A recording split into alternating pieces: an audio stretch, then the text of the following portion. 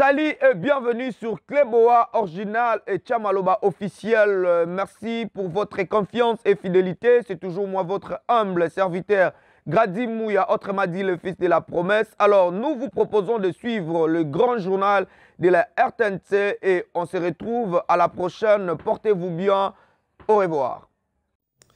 Bonjour et bienvenue dans cette édition des 13h à la une de ce jeudi. Un ultimatum de 48 heures accordé au groupe rebelle du M23 pour quitter les sols congolais, précisément l'est du pays, et sans aucune condition. Un accord pour un cessez-le-feu immédiat a été trouvé. Décision prise à l'issue d'un mini-sommet à Luanda en présence du président congolais Félix Tshisekedi. Son homologue rwandais Paul Kagame était absent et représenté par son ministre des Affaires étrangères. Le détail de cet accord dans un instant.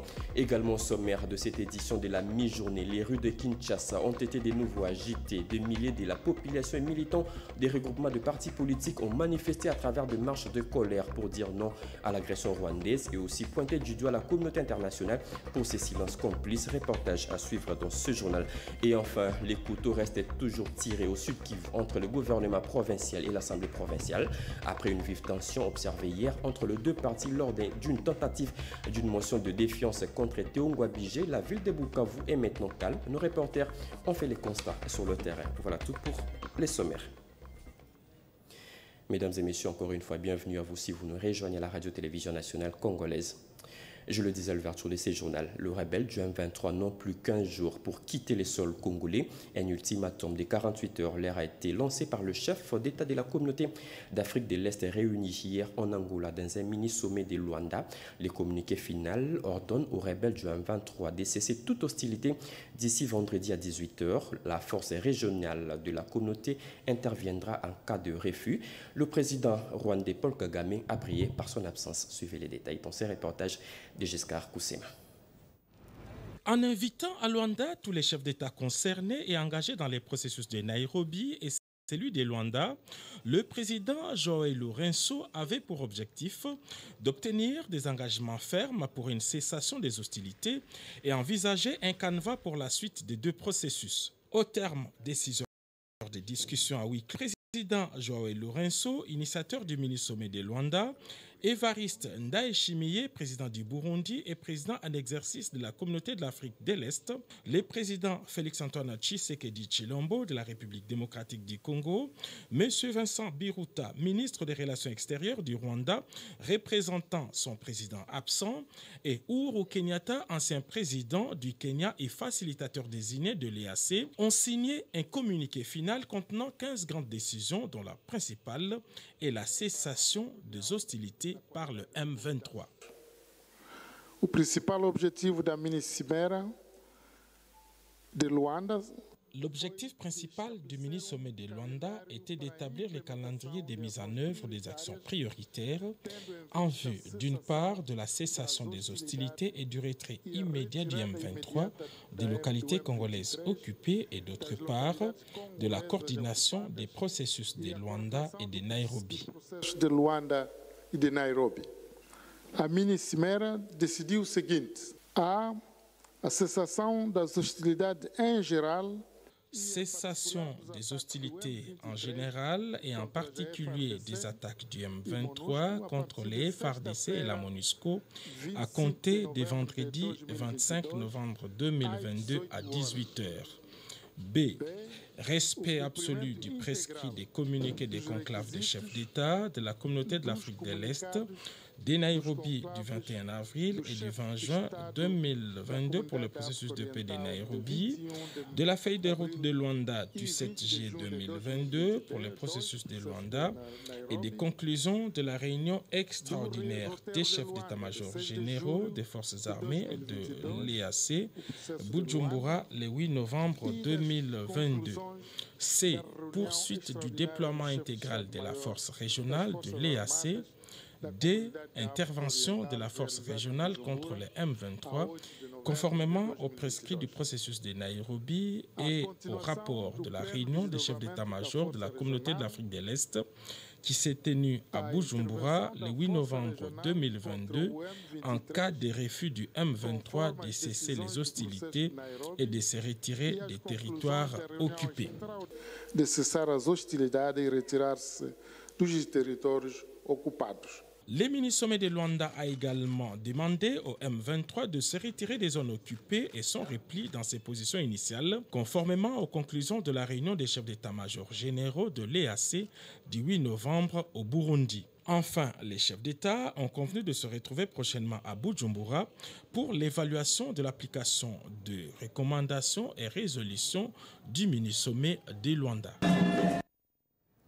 L'hymne national congolais et autres chansons patriotiques vont désormais être jouées dans des bars, boîtes de nuit et autres endroits vibrants. Une manière de soutenir les forces armées pour que la paix triomphe dans les parties sous contrôle des groupes armés, notamment le M23 sous la complicité du Rwanda. Un message du ministre des Médias et de la Communication lors de son dernier échange avec la presse. On écoute Patrick Mouyaya qui appelle également la population à se mobiliser autour des FARDC. Campagne, quelle que soit l'évolution de la situation à l'est de la République démocratique du Congo, restera permanente. Parce que nous sommes victimes aujourd'hui de ceux qui, en 1994, nous avaient demandé d'ouvrir nos frontières pour des besoins humanitaires. On a ouvert les couloirs à des criminels génocidaires du FDLR qui sont arrivés et qui, depuis, sèment la terreur et la désolation chez nous. Et donc, vous voyez que si nous, 28 ans plus tard, souvenons-nous de ce que M. Kabila disait à l'époque, cette guerre sera longue et populaire, c'est parce qu'il y a un besoin d'appropriation, un besoin de compréhension des enjeux du Congo. Nous avons 10 000 kilomètres de frontières. Le pays vaut en actifs à peu près 24 000 milliards. C'est que nous regorgeons dans notre sous-sol. Il faut que cela soit sécurisé. Les autres viennent parce qu'ils pensent qu'ils doivent vivre aux dépens de nous. Ils amènent la violence, ils exportent la violence pour entretenir des réseaux de trafic. Chaque fois que nous essayons de mettre de l'ordre, ils s'organisent pour nous fragiliser. Ça procède de leur stratégie et aujourd'hui, nous pourrons être sauvés que par nous-mêmes. Et donc, à travers Batela Ekolo, défendant la patrie, tout le monde doit être impliqué où qu'il se trouve pour assurer la défense de la patrie. Agression rwandaise dans l'est de la RDC. Derrière le chef de l'État se rangent toutes les couches de la population. La communauté internationale de femmes messagères du Christ aussi. Elle a organisé une marche de soutien au FARDC qui les a conduits jusqu'à l'Assemblée nationale. Sur place, le fidèle de cette église ont remis un mémo au président de l'Assemblée nationale, Suzy Ngoyi et Maurice Mbewa pour plus de précisions. C'était une marche de soutien patriotique à l'égard des femmes de l'Est et à l'armée congolaise. Partie de la 17e rue Limété jusqu'à l'esplanade du Palais du Peuple, les femmes croyantes de la communauté internationale des femmes messagères du Christ ont marché en scandant des chants implorant la miséricorde divine sur la situation sécuritaire à l'Est. Inspirée du livre des psaumes 68-12, la présidente de la CIFMC, Exaucée da Silva Olangi, appelle les Congolais à soutenir les FARDC par la prière. Dieu nous avait mis à cœur de faire cette marche ici pour soutenir la RDC, pour que nous puissions adorer, louer et prier, faire des déclarations, afin que notre pays soit libéré de tous ces emmerdements, de toutes ces guerres ici, afin que notre pays soit libre. Je veux demander aux soldats et au président de la République de tenir ferme, de ne pas baisser les bras parce que notre Dieu est là. Ce pays, le président l'a consacré à Dieu. Même cette guerre-là, nous savons que nous allons la gagner et le pays, la RDC, ne sera jamais divisé. Une marche qui a connu également la participation de la présidente de la Fondation Neema Ketia Olangi, qui reste convaincue que, comme Jéricho, le mur de l'Est va tomber. Un mémorandum a été remis au président de l'Assemblée nationale, Christophe Mbosso, avant de terminer la marche par une prière dédiée aux femmes, hommes, enfants du Nord Kivu, aux FARDC ainsi qu'à toutes les autorités de la RDC. La mobilisation est loin de faiblir en RDC pour manifester contre l'agression rwandaise. Le militant du parti politique Agir Ensemble pour le développement intégral du Congo, AEDIC, de Jean-Claude Sungula, ont aussi manifesté à travers une marche de colère pour dire non au silence complice de la communauté internationale. Suivez. Les rues de Kinshasa ont de nouveau bouillonné pour dire non à l'agression rwandaise. Des milliers de militants du parti politique Agir Ensemble pour le développement intégral du Congo, AEDIC, avec à leur tête le président Jean-Claude Tsungula en colère, sont descendus dans les rues pour montrer leur soutien aux forces armées congolaises et surtout pointer du doigt le Rwanda, principal agresseur de la RDC. Tout au long de cette marche, avec le calicot en main, les amis de Jean-Claude Tsungula, vêtus tous en blanc aux couleurs du parti, scandaient des chants pour aussi manifester leur indignation face au silence de la communauté internationale. Nous avons aussi marché pour soutenir la gouvernance totale de son Excellence, Monsieur le Président de la République, Félix-Antoine Tshisekedi Tshilombo. Nous soutenons également toutes ces actions et nous voulons montrer à la face du monde que nous sommes contre l'agression rwandaise. Et AEDIC dit non à la balkanisation de la RDC et AEDIC dit non au silence coupable de la communauté internationale et à sa duplicité. Bien avant d'entamer cette marche, Jean-Claude Tsungula et tous les militants et sympathisants de l'AEDIC se sont rendus tout d'abord de limiter Étienne Tshisekedi Wamulumba pour un dépôt de gerbes de fleurs, une manière de reconnaître toute la lutte qu'a menée ces grands hommes pour l'intérêt premier de sa patrie. Le veuve de militaires de la 32e région militaire, 300 au total de la province de l'Ituri, viennent d'être assistés par les gouverneurs militaires de la province. Elles ont reçu de vivres et non-vivres pour soulager tant soit peu leur calvaire. C'était à l'esplanade du gouvernorat provincial. Suivant. De la 32e région militaire en Ituri doivent bénéficier, on leur dit normalement. Leurs maris ont servi avec loyauté la nation jusqu'au sacrifice suprême de leur sang. Dans une tribune d'expression populaire organisée ce mercredi à l'esplanade du gouvernorat, ces veuves ont soulevé toutes les difficultés liées à leur paiement. Une première initiative du genre saluée par ces veuves. Ce qu'il a fait, aucun de gouverneurs ne l'a jamais fait. C'est la première fois de voir un tel acte. Le gouverneur nous a accueillis avec amour et considération. Nous, le veuve de militaires, nous sommes remplis de joie pour cet échange avec l'autorité provinciale. Ça, c'est la voie de sortie de nos problèmes. Pour le gouverneur de province et commandant des opérations, cet échange permettra de mettre fin aux antivaleurs qui minent les forces armées pour ce qui est du traitement de ces veuves. Question d'améliorer leurs conditions salariales et sociales. Et donc, c'était un échange libre et ouvert pour que nous puissions nous imprégner de tous les dossiers, toutes les petites réclamations ou les grandes réclamations qu'elles ont, pour que nous puissions y donner une réponse. Dieu merci. Faisant une pierre, deux coups, le lieutenant général Luboyanka Johnny a rappelé à la population l'importance de s'enrôler massivement au sein de FARDC, tel que voulu par le chef de l'État, Félix-Antoine Tshisekedi Tshilombo. Depuis l'avènement de l'état de siège en Ituri, les conditions salariales de ces veuves connaissent une amélioration. Combat acharné du commandant suprême de FARDC, Félix-Antoine Tshisekedi Tshilombo, qui ne ménage aucun effort pour assurer le bien-être de sa population, un engagement traduit par le peuple d'abord, un slogan qui se matérialise du jour au lendemain. Les éléments de la police nationale congolaise renforcés à Kwamouth pour rétablir l'autorité de l'État dans cette partie du pays confrontée par des conflits interethniques. Ces hommes en uniforme ont reçu la visite du commissaire général adjoint de la PNC en charge de la police administrative. Bien avant, Philomène Patience Mouchediav était sur la route nationale numéro 17 pour évaluer les opérations sécuritaires de ces éléments. C'est un reportage d'Oscar Mbalkaïch. Cette mission d'inspection des positions des éléments escadrons de la PNC déployés sur la RN 17, notamment dans les agglomérations de Kinsele et les camps cantonniers, a permis au commissaire général adjoint de la police nationale congolaise en charge de la police administrative, les commissaires divisionnaires Philomène Patience Mouchediav, d'évaluer les opérations de sécurisation de la population et de ses biens que mènent ces unités. C'était avant de prendre part à la réunion de coordination des opérations à Kwamouth, dans la province de Maïndombe, avec le général-major Bruno Mandefou et celui des renseignements 11e région militaire, le général des brigades à Bobonsiala Bobatetela Bob. Juste après, le commissaire général adjoint de la PNC en charge de la police administrative, Philomène Patience Mouchediav, a pris part à une parade au cours de laquelle il a encouragé les hommes des troupes et les invités à la discipline et au respect des droits humains. Boye ko prêter main Vous êtes venus prêter main forte au FARDC. Nous voudrions restaurer l'autorité de l'État ici, que l'AT rejoigne son poste, que le chef de quartier retrouve son fauteuil.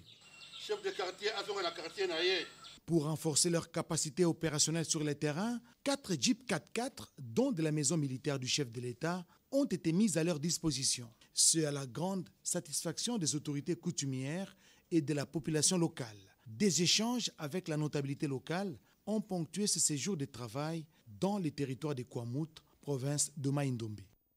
Le service de sécurité de la province du Haut-Katanga et de la province du Lualaba viennent de mettre la main sur plusieurs groupes de bandits opérant dans ces coins du pays. Ces présumés bandits ont été présentés au public par la vice-gouverneure du Lualaba. Suivant. C'est une abondante moisson qu'ont réalisé les services de sécurité du Haut-Katanga, conduits par le commissaire provincial de la police, Norbert Ilunga Katwamba.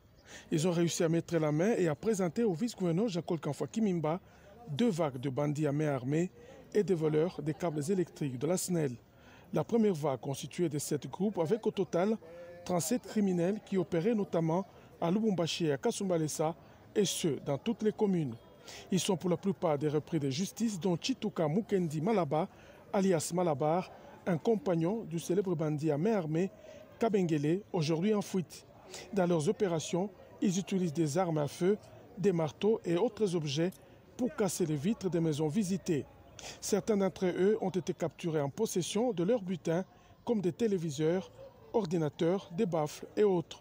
La deuxième vague a été composée des voleurs des câbles électriques sectionnés sur les réseaux de la SNEL. C'est à Kasumbalesa qu'ils ont été cueillis. Après avoir rendu hommage au service pour le travail abattu, le numéro 2 du Haut-Katanga, Jean-Claude Kanfoua Kimimba, a émis le vœu de voir la justice saisir de ces cas afin que la quiétude règne parmi les paisibles citoyens. Pour des chapeaux à tous les services, au commandant de la police ainsi que tous ses collaborateurs pour ce travail qu'ils sont en train d'abattre. Il y a encore d'autres qui sont en train encore de semer la terreur et que nous demandons encore au service de multiplier les efforts pour les déférer encore devant la justice. Les recherches se poursuivent pour mettre la main sur d'autres criminels en cabale ou encore non identifiés. Les couteaux restent toujours tirés au Sud Kivu. Le gouvernement provincial et l'Assemblée provinciale, après une vive tension observée entre les deux parties lors d'une tentative d'une motion de défiance contre Théo Ngouabidje, la ville de Bukavu a retrouvé son calme. Nos reporters ont fait le constat sur le terrain. Jojo Ndibou. Pneus brûlés, banderoles ou encore calicot porteur de plusieurs messages, drapeaux flottants.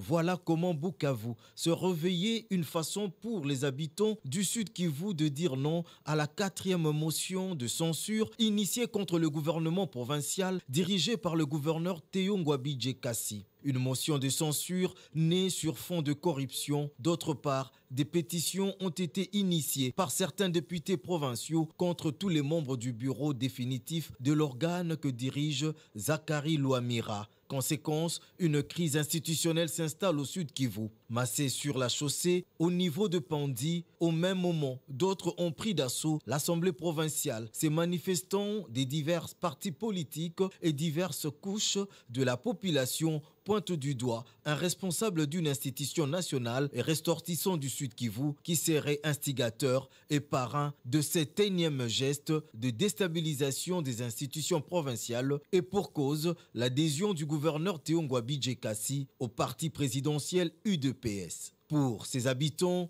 il est inconcevable de se lancer dans une guerre contre l'autorité provinciale au moment où plusieurs projets sont développés au profit de la province et d'autres de grande envergure sont annoncés sous la houlette du chef de l'État, Félix-Antoine Tshisekedi Tshilombo. Une déstabilisation profitable aux ennemis de la paix alors que les yeux des Congolais sont tournés vers l'Est pour le rétablissement de l'autorité de l'État face à l'agression rwandaise.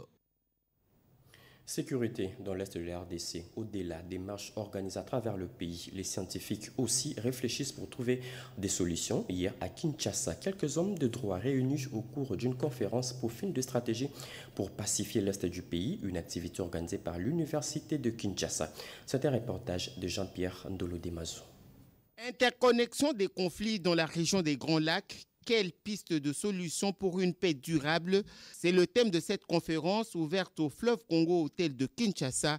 Plusieurs intervenants ont enrichi cette conférence. Au nombre de ceux-ci, l'invité d'honneur, l'ancien président du Burundi, le recteur de l'université de Kinshasa, Jean-Marie Kayembe, a démontré la détermination de la jeunesse estudiantine à en découdre avec les agresseurs de la République démocratique du Congo. Plusieurs autres sous-thèmes ont été développés. Les dynamiques des conflits avec le professeur Arsène Mouaka, la coordination de l'exploitation des ressources naturelles développée par le ministre Maître Guy Luando, la communauté internationale avec le professeur Pascal Moukonde, le premier vice-président de l'Assemblée nationale, le professeur André Mbata, a lui tablé sur le rôle de la diplomatie parlementaire dans la pacification de l'Est de la République démocratique du Congo. Le professeur Luzolo Bambi s'est attardé sur la politique nationale de la justice transitionnelle. C'est l'ancien président burundais qui a bouclé la boucle des conférences. Ce dernier a édifié l'assistance sur les conflits dans les Grands Lacs et a donné les pistes de solutions pour sortir de la crise. Raphaël Lubombo, représentant de Zoom DPSD en RDC, définit les objectifs. Mobilisation des fonds pour financer les petits producteurs du secteur agro-pastoral dans le milieu rural en RDC.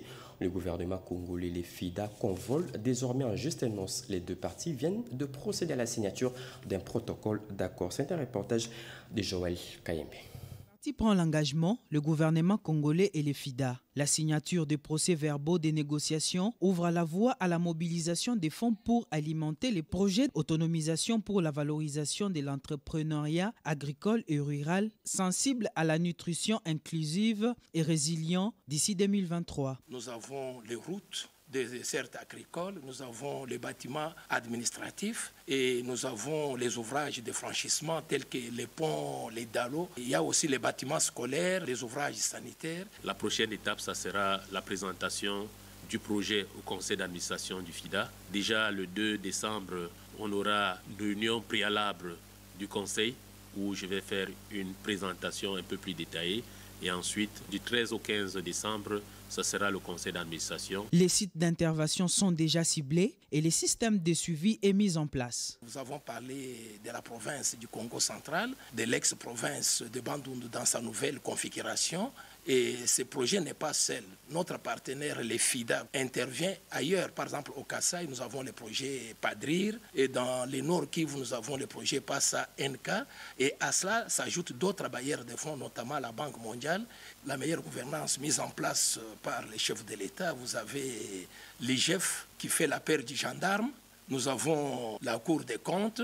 Ces projets d'avenir agricole évalués à plus de 400 millions de dollars visent à booster la chaîne de production agricole dans les milieux ruraux de la République démocratique du Congo.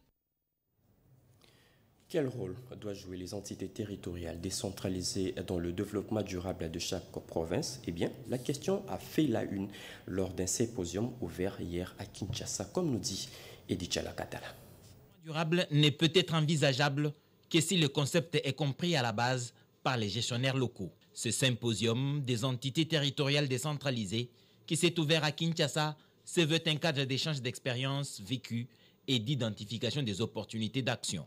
C'est le lieu d'un dialogue franc entre les entités territoriales décentralisées et les différents acteurs locaux, provinciaux, nationaux et internationaux sur le rôle que doivent jouer les entités territoriales décentralisées dans le développement durable de leur province, ainsi que leur implication afin de s'assurer que l'environnement, les ressources naturelles et la prise en charge du processus démocratique est bien assimilée. Les discussions au cours de ces symposiums permettront de faire avancer les objectifs du développement durable contenus dans les plans de développement local des entités territoriales décentralisées.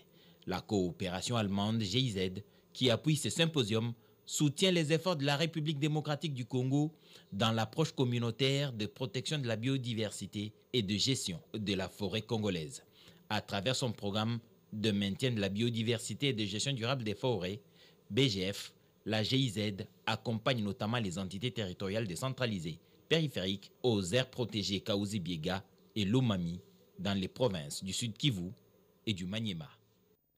Un programme de plus pour appuyer le vaste projet Kinbopeto du gouverneur de la ville de Kinshasa, Gentini Ngobilambaka 4D. C'est le nom de ce programme. Les acteurs de ces 10 programmes viennent de renforcer leur capacité au terme d'un atelier de 3 jours organisé à Kinshasa. C'est un reportage de Jean-Richard Koualé.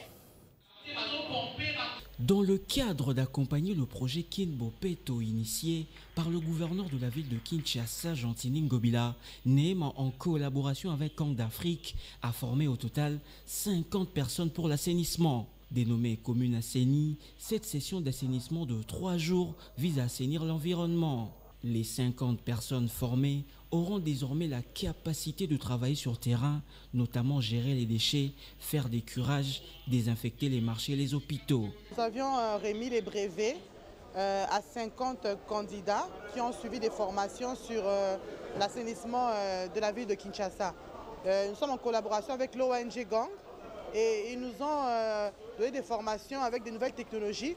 Comment est-ce qu'on peut accompagner la vision du gouverneur de la ville de Kinshasa, sa vision de Kinshasa Bopeto. La deuxième phase, nous allons travailler pour assainir les communes, les quartiers, les marchés, les hôpitaux dans les communes.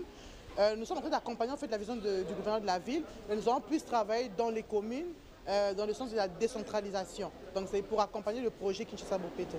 Dans une matinée qui a marqué la fin de cette importante formation d'assainissement dénommée Programme 4D, Ketia Olangi, présidente de NEMA, a remercié les autorités politiques pour les autorisations nécessaires afin de réaliser ce programme sur terrain.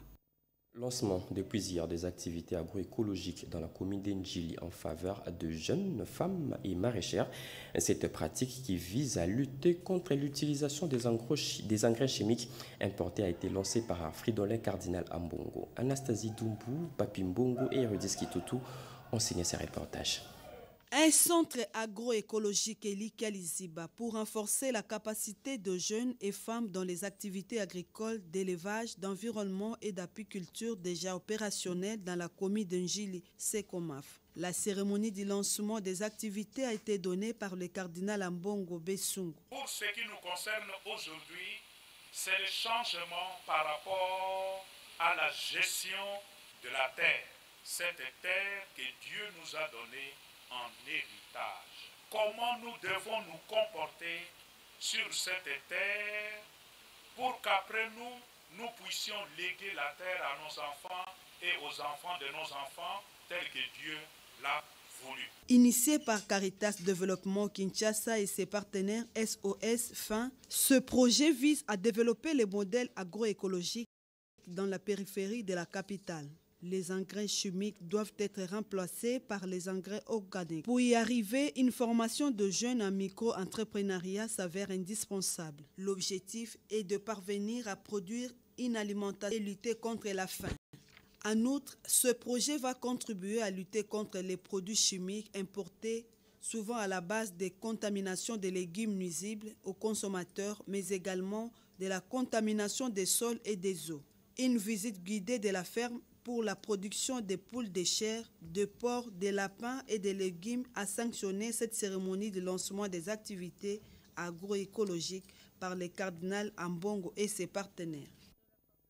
La télévision était en l'honneur le 21 novembre. En cette date, l'humanité célèbre la journée internationale de la télévision et pour commémorer cette journée à Kinshasa, les femmes des médias ont sensibilisé les étudiants sur l'éthique journalistique. C'est un reportage de Béatrice Chacon. Éduquer, former et divertir sont entre autres les attributions des chaînes de télévision et radio. Toutes les couches des êtres humains, des plus petits aux vieillards, dans le monde entier, suivent au quotidien les programmes des différents médias, principalement la radio et la télévision, chacun suivant son objectif et sa préférence. Ceci démontre combien est grande la responsabilité des responsables et des gestionnaires des médias envers le public pour ne pas égarer, sinon abuser la bonne mœurs. Ceux ont envie de mettre tout le monde à l'aise quand on suit tous ces programmes et émissions radio-télévisées. À l'occasion de la Journée mondiale de la télévision célébrée le 21 novembre de chaque année, les femmes des médias réunies au sein d'une organisation dénommée Tribune des femmes des médias dirigés par Rachel Chako, se sont retrouvés pour échanger et se sensibiliser sur l'éthique journalistique. La députée nationale Solange Masumbuko, présente à cette rencontre, n'a pas manqué de mots pour encourager ces braves femmes. Un conseil aux journalistes, c'est d'observer un peu l'éthique, la déontologie, le devoir d'un journaliste, mais aussi de chercher à innover. Aujourd'hui, le journaliste est tout près de vous à cause du numérique, d'utiliser à bon escient les numériques pour atteindre et impacter un grand monde. À l'issue de ces discussions, les femmes des médias ont affiché la détermination de contribuer à l'éducation de masse. Ils viennent de voir le bout du tunnel de leur situation. Après plus de 2 ans en dehors de l'hémicycle de l'Assemblée provinciale, 13 députés provinciaux de l'Équateur viennent enfin d'être réhabilités par la Cour constitutionnelle. En séjour à Kinshasa, ils sont allés discuter avec quelques notables de l'Équateur sur le développement de leur province. Iverson Kabouaba pour le commentaire. 2 ans sur le banc des touches, ces 13 députés provinciaux déchus par l'Assemblée provinciale de l'Équateur peuvent enfin regagner l'hémicycle de cette Assemblée provinciale. Ils ont été réhabilités par la Cour constitutionnelle. Après leur notification, ces élus provinciaux accompagnés de leur président de l'Assemblée provinciale, Jean-Claude Bouka, souciés du développement de leur province, ils sont allés discuter avec un des dignes fils de ces coins pour mettre en place de nouvelles stratégies. Moment favorable également pour remercier le président de la République pour sa vision de bâtir l'état des droits et de faire de la justice son cheval de bataille, car la justice élève une nation. Une réelle satisfaction pour Jean-Claude Bouka, président de l'Assemblée provinciale, qui s'est dit heureux de retrouver tous ces élus provinciaux. Nous sommes l'organe délibérant et il y a l'exécutif. Nous nous limitons à ce que nous pouvons faire. Contrôler l'exécutif, voter nos édits, nous nous limitons là. Alors, c'est-à-dire, entre nous et l'exécutif, il n'y a pas un problème. Nous voulons travailler en symbiose pour le développement de la province. De son côté, Antoine Camille, notable de l'Équateur, a aussi remercié le président de la Cour constitutionnelle pour la réhabilitation de ses élus après leurs 2 ans passés en dehors de l'Assemblée provinciale. On constate que ce sont des vrais responsables qui tenaient à la dignité de leur province.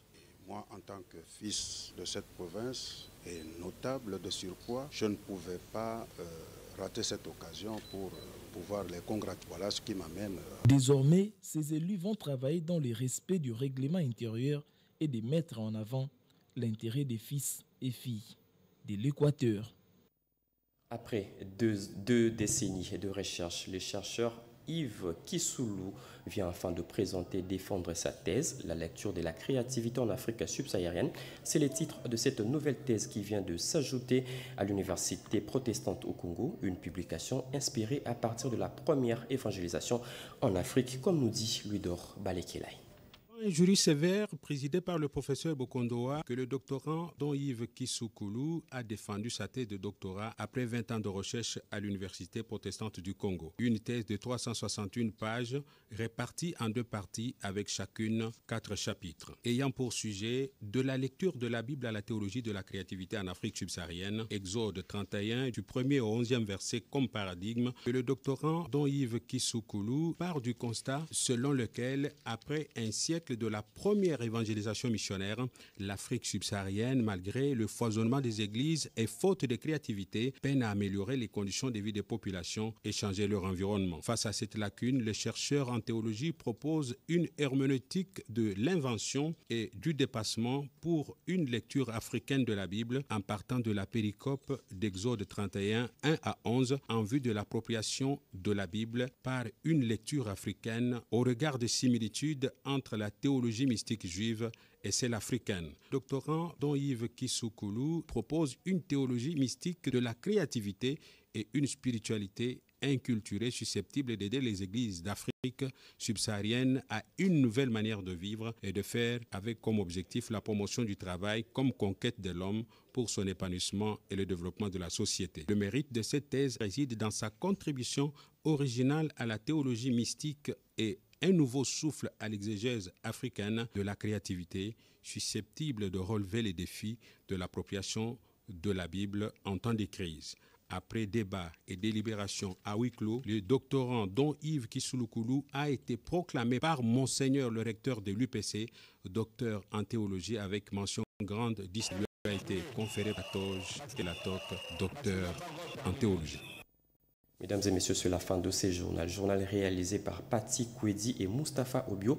Emmanuela Commissaire Moukantoum a concouru à sa rédaction. Juste après ces journaux, vous allez suivre l'intégralité du mini-sommet de Luanda qui s'est tenu hier. Mesdames et messieurs, l'actualité continue sur nos antennes. Retrouvez à 19h à Nimbalaka, 20h, Anita Luambouachala. Au revoir.